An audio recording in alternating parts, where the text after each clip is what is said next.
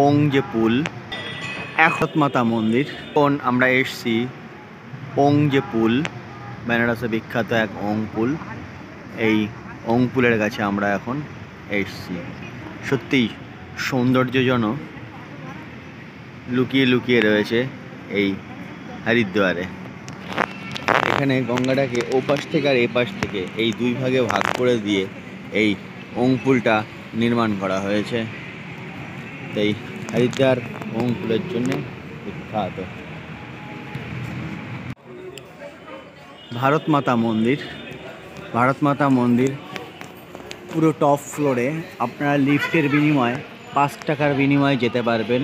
যে বিভিন্ন দেবদেবী, বিভিন্ন মহাপুরুষ এবং বিপ্লবীদের মহান মহান বিপ্লবীদের ওখানে মূর্তি রাখা আছে।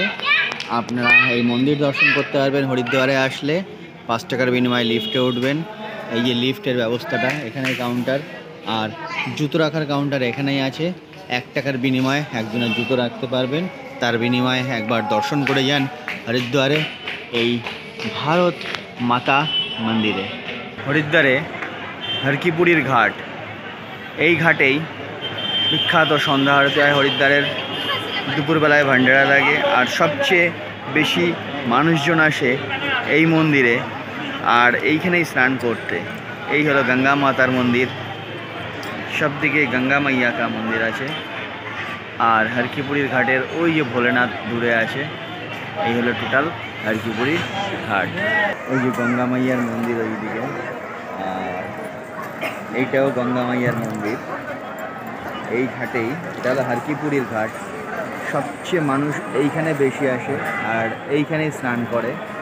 আর এইখানে প্রতিদিন দুপুরে ভান্ডারা লাগে, অর্থাৎ যত মানুষজন আছে সবাইকে প্রসাদ বিতরণ করা হয় প্রতিদিন দুপুরবেলাতে। এইটা হলো সেই হরকিপুরীর ঘাট। আমরা এখন এসছি এই হরিদ্বারের কাছেই শান্তিকুঞ্জ। হ্যাঁ, শান্তিকুঞ্জ বলে একটা জায়গা। এই শান্তিকুঞ্জ এর ভেতরে আমরা প্রবেশ করব। এর ভিতরে অনেক রকম সিস্টেম আছে, অনেক কিছু আছে। তো আমরা ভিতরে ঘুরে ঘুরে দেখব, যখন আপনাদেরকেও দেখাবো এবং সব কিছুই বলবো যে শান্তিকুঞ্জের মধ্যে কি সিস্টেম এবং কি কি আছে। চলুন এখন প্রবেশ করি শান্তিকুঞ্জ। এখন এসছি আমরা এই লাল দুয়ারা ধাম মন্দিরে। এই লাল দুয়ারা ধাম মন্দির এত সুন্দর, দেখবার মতন বাইরের থেকে দৃশ্য যেরকম, ভেতর থেকেও সেই রকম।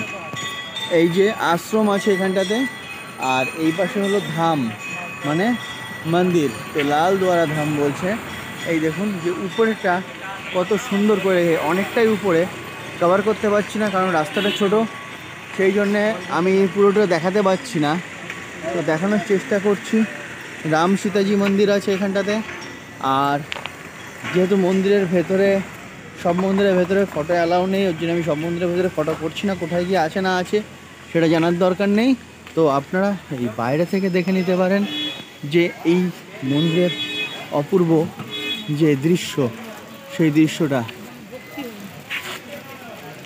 মন্দিরটা দেখুন, যে বাইরের ডেকোরেশনটা দেখেই আপনি কিন্তু মুগ্ধ হয়ে যাবেন। তাহলে ভেতরের ডেকোরেশনটা কত সুন্দর হবে সেটা নিশ্চয়ই বুঝতে পারছেন। এটাও হরিদ্বারের গঙ্গার এপারে এই মন্দিরটা।